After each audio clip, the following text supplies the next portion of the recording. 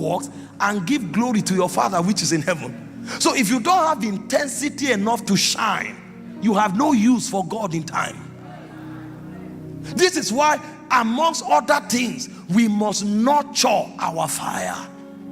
The people God points a generation to are the burning ones. He said concerning John, he was a burning and a shining light.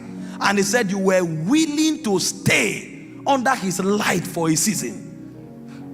In Hebrews 1 verse 9, he said, who are his servants? He said they are flames of fire. He maketh his angels spirits. He said, but his messengers, they are not just called Christians.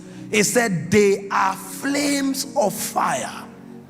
I'm talking about passion for God that nothing can take away. See, when you get to that point where you don't pray because there's prayer meeting, something is pulling you to God's presence. That's the Christian life. The Christian life is not, I'm part of a group, I'm part of a religion. This week we are fasting. This week we are praying. No, a Christian life is divinity expressed through humanity. And so there is so much intercourse with God that an appetite is formed. That appetite makes you feel sick if you have not encountered God. That appetite makes you feel sick if you have not done something for God. That's the passion. In John 2:17, Jesus said, the zeal of my Father's house, he said, it has consumed me. But these are some of the hardest things for Christians to preserve, because we don't know the value of fire. If you read the Bible, you will discover that any sacrifice God accepts, the sign that he accepts it is that he releases his fire on it. That means you have no value in God's realm if you are not on fire. And I can tell you that there has never been a generation where Christians are as lukewarm as we are, because we have the highest level of distraction.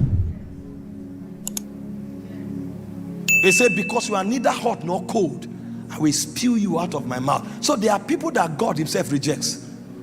Those who don't have any description as touching intensity. If you are cold, be cold. But if you are hot, make sure you are blazingly hot.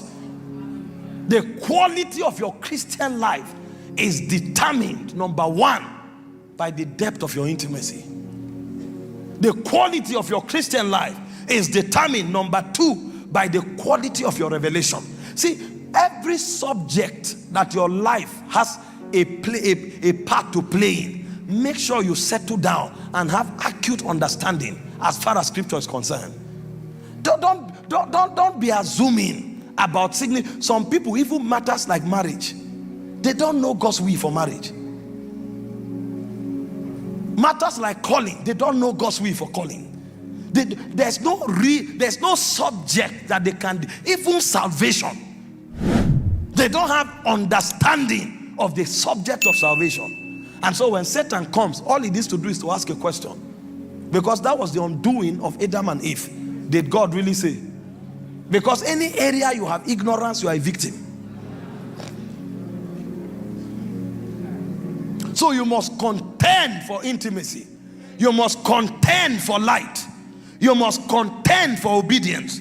You must contend for availability. And you must contend for fire.